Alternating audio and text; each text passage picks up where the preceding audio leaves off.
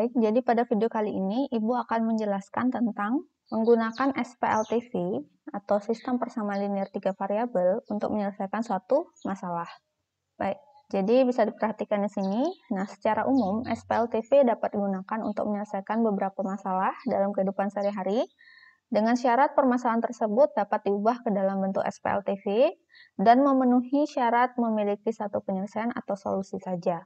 Ibu ingatkan di sini untuk SPLTV atau sistem persamaan linear 3 variabel dengan satu solusi. Nah, bisa kita lihat di sini ada bentuk umum dari SPLTV. Di sini ada 3 persamaan, seperti yang kita ketahui bahwa sistem itu terdiri dari beberapa persamaan, ya. Nah, di sini ada 3 persamaan dengan variabel yaitu X, Y, Z, ya. Nah, untuk persamaan yang pertama, A1X ditambah B1Y ditambah C1Z sama dengan D1. Kemudian untuk persamaan yang kedua, A2X ditambah B2Y ditambah C2Z sama dengan D2. Untuk persamaan yang ketiga, A3X ditambah B3Y ditambah C3Z sama dengan D3. Nah, jadi kita bisa lihat ya di sini untuk koefisien X-nya itu dimisalkan sebagai A, koefisien dari Y-nya itu dimisalkan sebagai B, koefisien dari Z-nya itu dimisalkan sebagai C, ya. Nah, jadi syarat SPLTV atau sistem persamaan linear 3 variabel tersebut ya memiliki satu solusi atau penyelesaian saja adalah perbandingan koefisien X ya dari persamaan yang menyusun SPLTV tersebut gitu ya. Tidak sama dengan perbandingan dari koefisien Y dari setiap persamaan yang menyusun SPLTV dan tidak sama dengan perbandingan dari koefisien Z dari persamaan yang menyusun SPLTV tersebut, gitu ya. Nah, jadi disimbolkan di sini ya dengan indeks ya, bahwa indeksnya di sini adalah I dan J ya. Nah, jadi I-nya ini nanti bisa disubstitusi dengan 1, 2, 3, J-nya juga bisa disubstitusi dengan 1, 2, 3 ya. Jadi AI per AJ itu tidak sama dengan BI per BJ dan tidak sama dengan CI per CJ. Nah, itu syarat untuk SPLTV memiliki satu solusi atau penyelesaian ya. Jadi Ibu lanjutkan di sini, untuk cara menyelesaikan masalah yang berkaitan dengan SPLTV itu dilakukan dengan langkah-langkah sebagai berikut. Yang pertama, memisalkan nilai yang belum diketahui menjadi variabel. Nah, biasanya variabel yang digunakan adalah X, Y, Z, dan bisa juga menggunakan variabel yang lainnya, misalkan A, B, C. Nah, kemudian menyusun model matematika berbentuk SPLTV, bentuk persamaan-persamaan linear yang akan membentuk SPLTV tersebut, ya. Nah, kemudian menyelesaikan SPLTV. Nah, selesaikan SPLTV dengan menggunakan metode eliminasi atau metode substitusi, atau menggunakan metode gabungan, yaitu eliminasi dan substitusi. Nah, nilai-nilai variabel yang ditemukan, nah itu adalah himpunan penyelesaian dari SPLTV tersebut. Baik, jadi cukup dengan teorinya ya, bagaimana menyelesaikan masalah yang berkaitan dengan SPLTV, gitu ya. Agar kalian lebih memahami materi, sebaiknya kita langsung saja latihan soal ya. Jadi ada beberapa soal yang sudah Ibu siapkan di sini.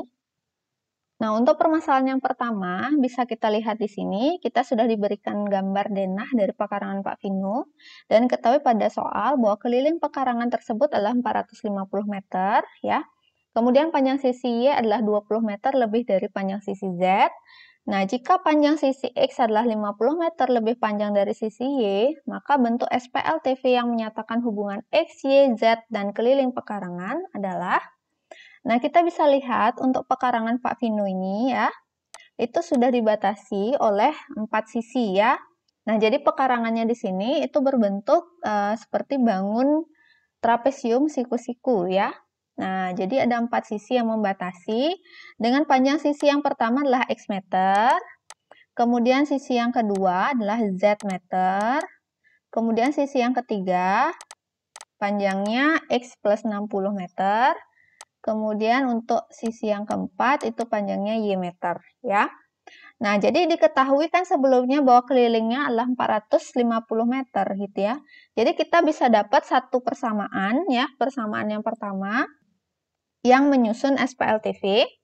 Nah, kita bisa tuliskan sini sebagai keliling itu sebagai jumlah ya, jumlah panjang semua sisinya. Ya, jadi X ditambah Z ditambah X ditambah 60 gitu ya, ditambah Y. Nah, ini sama dengan berapa? Sama dengan 450. Ya. Jadi bisa disederhanakan di sini X, di sini ada dua variabel X. Nah, bisa ditambahkan menjadi 2X gitu ya. Nah, 2X ditambah Y. Nah, ini menjadi gitu ya. Nah, 2X tambah Y ditambah apa? Z. Ya. Ditambah 60 sama dengan 450. Nah, kita bisa pindahkan nih ke ruas kanan. Sehingga menjadi 2X ditambah Y ditambah Z itu sama dengan dikurangin ya, 450 dikurangi 60 berarti 390 ya. Nah, ini menjadi persamaan yang pertama.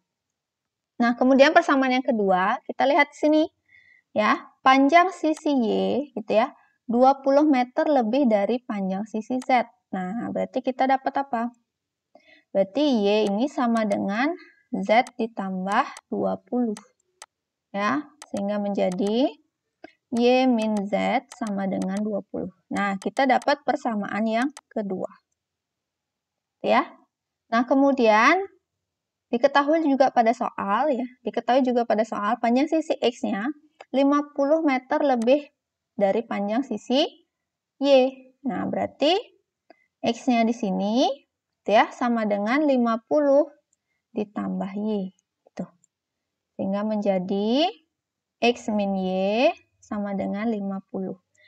Nah, kita dapat persamaan yang ketiga. Sehingga untuk SPLTV-nya kita peroleh ya di sini.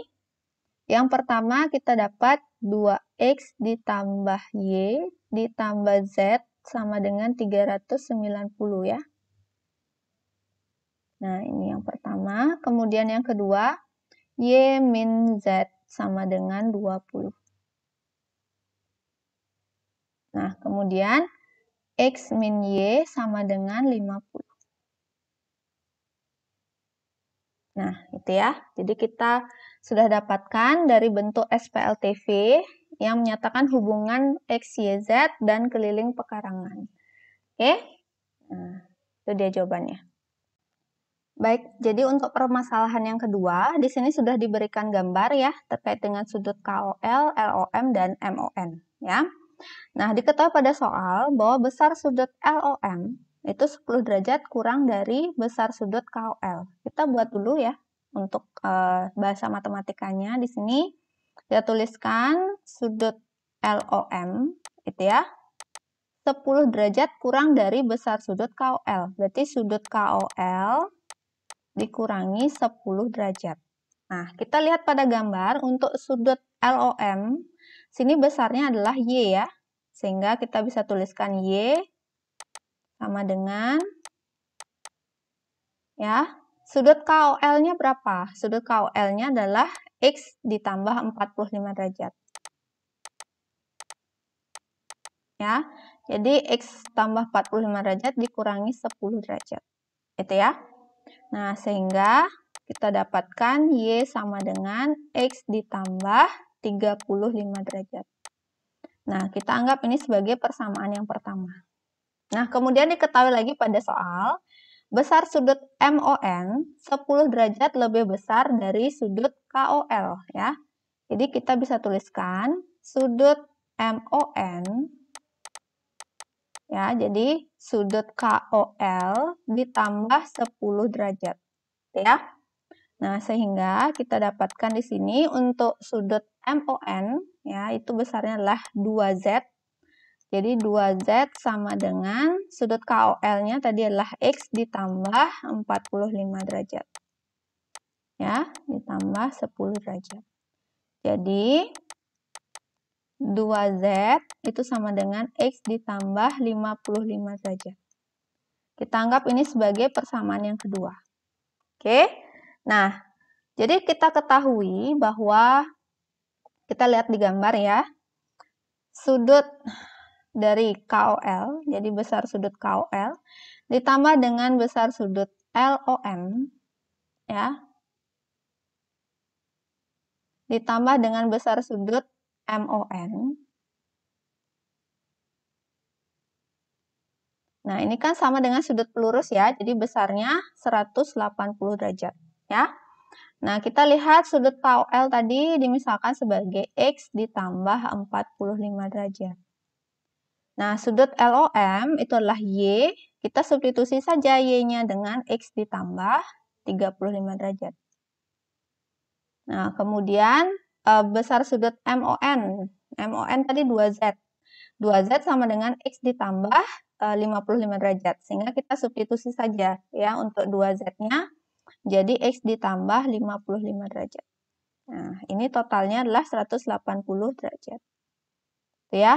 Nah, sehingga kita bisa jumlahkan di sini untuk variabel X-nya, kita dapatkan 3X gitu ya. Kemudian untuk sudutnya, totalnya adalah 45 ditambah 35 ditambah 55 ya. Jadi ini 80 ditambah 55, berarti 135 derajat. Nah, ini sama dengan 180 derajat. Sehingga kita peroleh 3X sama dengan 180 derajat dikurangi 135 derajat. Ya, jadi 3X sama dengan 45 derajat. Sehingga kita peroleh X-nya sama dengan 45 derajat per 3. Sehingga nilai X-nya adalah 15 derajat. Nah, yang diminta adalah besar sudut KOL. Nah, kita ketahui bahwa besar sudut KOL ini adalah X ditambah 45 derajat ya. Sehingga kita dapatkan di sini untuk sudut KOL itu sama dengan X ditambah 45 derajat. Kita substitusi X-nya dengan yang sudah kita dapatkan yaitu 15 ya. Jadi 15 ditambah 45 derajat. Nah, jadi kita dapatkan di sini untuk besar sudutnya adalah 60 derajat ya. Jadi besar sudut KOL adalah 60 derajat. Tuh. Baik, jadi itu langkah-langkah untuk menyelesaikan masalah yang nomor 2 ya. Baik, jadi untuk menjawab permasalahan nomor 3, kita misalkan dulu ya. X itu sebagai banyak keramik pada dus keramik persegi kecil, kemudian Y adalah banyak keramik pada dus keramik persegi besar, dan Z adalah banyak keramik pada dus keramik persegi panjang. Ya. Kita lihat pada kalimat pertama, jadi jumlah isi 5 dus keramik persegi kecil dan 1 dus keramik persegi besar, itu adalah 91 keping. Ya. Jadi ini kita ganti sebagai X, kemudian ini kita ganti sebagai Y ya. Sehingga 5X ditambah Y itu sama dengan 91. Ya. Nah, ini menjadi persamaan yang pertama. Oke. Nah, kemudian kita lihat kalimat yang kedua. Jumlah isi 10 dus keramik persegi kecil, berarti kita ganti karena isinya itu kita misalkan tadi sebagai X ya. Nah, kita ganti X, kemudian 2 dus keramik persegi panjang, kita ganti ini sebagai Z ya. Jadi 10X ditambah 2Z itu sama dengan 180. Nah, ternyata ini masih bisa kita sederhanakan. Jadi kita bagi setiap koefisien dari variabel dan konstantanya dengan 2, sehingga kita peroleh di sini 5X ditambah Z itu sama dengan 90. Nah, ini menjadi persamaan kedua. Ya. Nah, kemudian kita lihat untuk kalimat ketiga. Jumlah isi 6 dus keramik persegi besar, kita ganti tadi banyaknya dengan variabel yang besar Y ya. Y. Nah, kemudian 5 dus keramik persegi panjang, berarti kita ganti dengan Z ya. Nah, sehingga kita dapatkan 6Y. Ya, 6Y ditambah 5Z gitu ya. Ini sama dengan 116 ya. Nah, ini menjadi persamaan ketiga. Nah, karena tidak bisa kita sederhanakan lagi ya untuk koefisien dan konstantanya. Nah, sehingga kita dapat di sini ada 3 persamaan ya. Yang pertama adalah 5X ditambah Y sama dengan 91. Nah, kemudian 5X ditambah Z sama dengan 90. Nah, kemudian 6Y ditambah 5Z sama dengan 116, ya. Oke.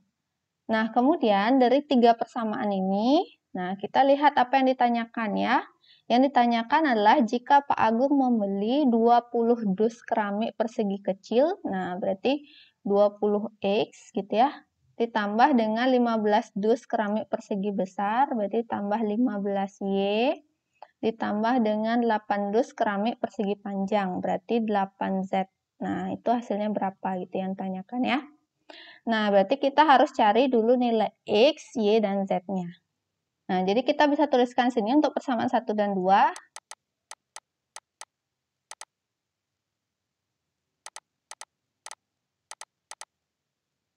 Ya, karena koefisiennya sudah sama, jadi kita bisa langsungkan saja, kita kurangi. Nah, jadi ini habis ya untuk X-nya. Kemudian Y min Z sama dengan 1, atau bisa dituliskan Y sama dengan Z plus 1. Nah, ini bisa menjadi persamaan yang keempat.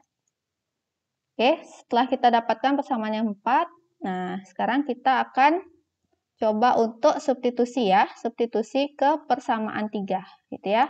Jadi kita substitusi Y-nya dengan Z plus 1. Jadi substitusi. Nah, jadi kita peroleh 6 kali Z plus 1 ya. Jadi kita ganti Y-nya dengan Z plus 1, ditambah 5Z, itu sama dengan 116 ya.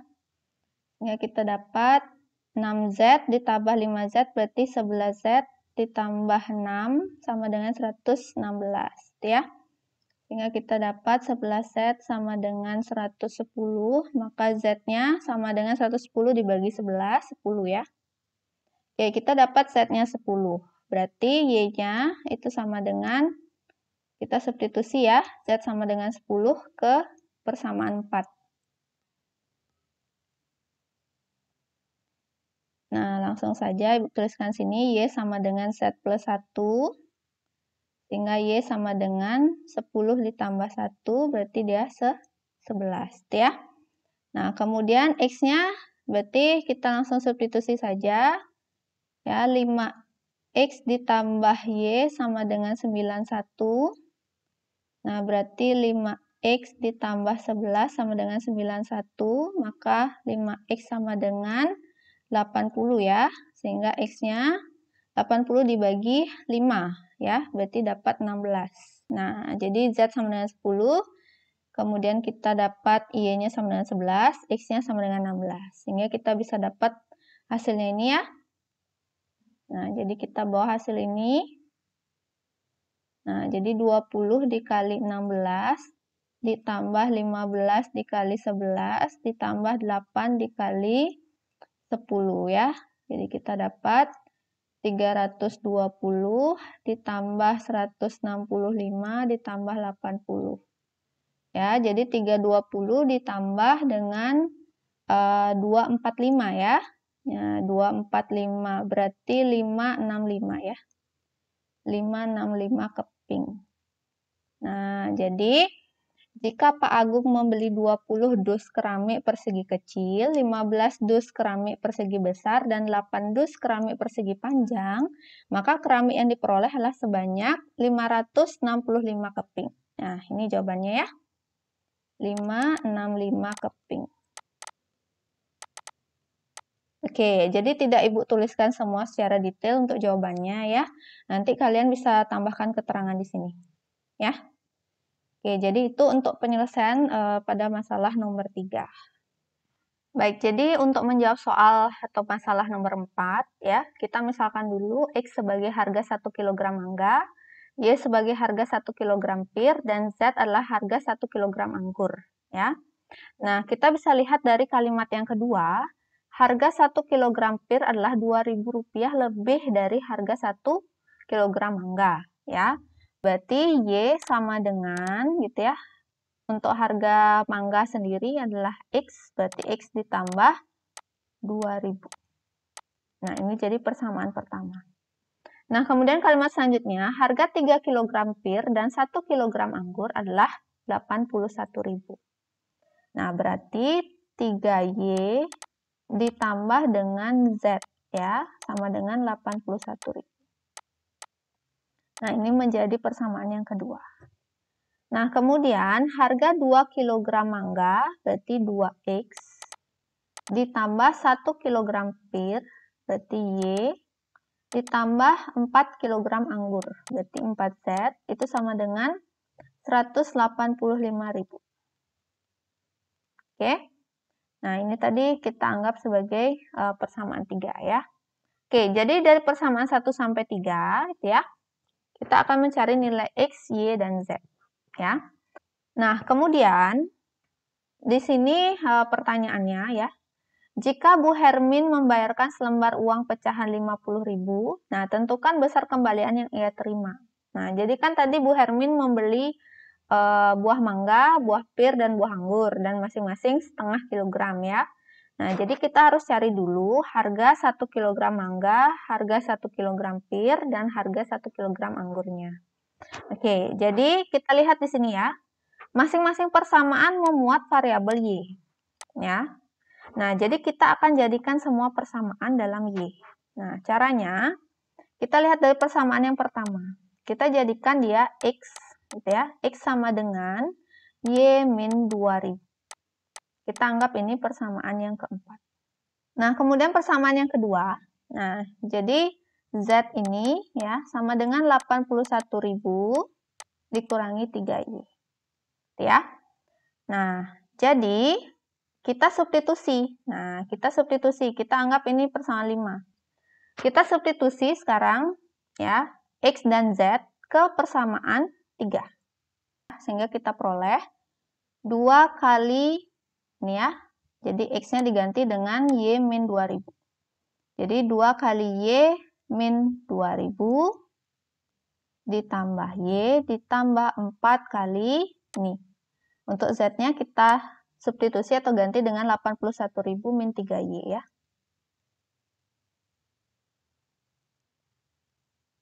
Ini sama dengan 185.000. Oke, nanti kita dapatkan nilai Y-nya. Jadi ini 2Y min 4.000 ya. Ditambah Y, ditambah ini 324.000 dikurangi 12Y. Ya, jadi kalikan satu-satu ya. Sama dengan 185.000. Nah, sehingga kita dapatkan 2Y, 3Y ya. 3Y dikurangi 12. Berarti min 9Y. Kemudian ini min 4.000 ditambah 324. Berarti ditambah 320.000. Sama dengan 185.000. Nah, jadi 9Y sama dengan, ini langsung dikurangi ya. Kita dapatkan hasilnya ya, 15.135.000. Nah, sehingga kita dapat Y-nya 135.000 dibagi 9. Ya, jadi kita dapat hasilnya ini 15.000 ya. Oke, jadi kita dapat Y-nya sama dengan 15.000. Nah, setelah dapat Y-nya sama dengan 15.000, substitusi. Nah, substitusi Y sama dengan 15.000 ya ke persamaan yang memuat Y. Nah, misalkan persamaan 1 ya, persamaan 1 kita cari X.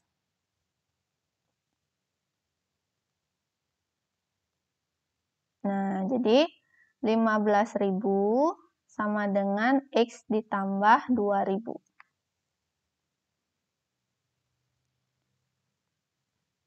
X ditambah 2.000. Nah, jadi X sama dengan 15.000 kurangi 2.000 ya. Jadi 13.000. Nah, udah dapat nilai X-nya. Kemudian kita cari nilai Z ya. Nah, substitusi. Ya, Y sama dengan 15.000 ke persamaan 2 ya. Nah, jadi kita dapatkan 3 kali 15.000 ditambah Z sama dengan 81.000. Ya, jadi 45.000 tambah Z sama dengan ini 81.000. Nah, jadi Z-nya sama dengan 81.000 kurangi 45.000, berarti dapat 36.000 ya. Oke, jadi kita dapat hasilnya. Nah, untuk nilai X, Y, Z, X-nya adalah 13.000, Y-nya 15.000, Z-nya 36.000 ya. Nah, kemudian gimana untuk penyelesaiannya? Nah, jadi yang ditanyakan ketika Bu Hermin ya membeli masing-masing setengah kilo ya. Nah, berarti setengah kali X ditambah Y ditambah Z ya, karena setengah kilogram. Ya. Nah, berarti setengah dikali, kita langsung tambahkan 15 ditambah 13 tambah 36. Ribuan ya. Nah, jadi kita dapat di sini hasilnya ini 28 tambah 36 berarti 64 ya.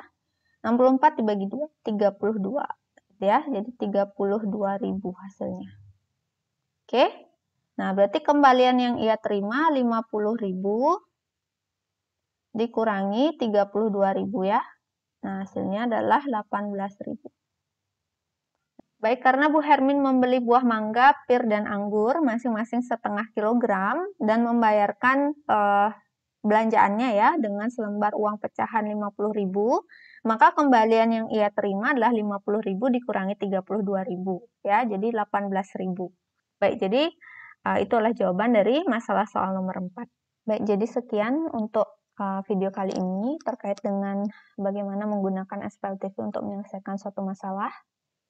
Nah, silahkan kalian pelajari untuk contoh soal lainnya.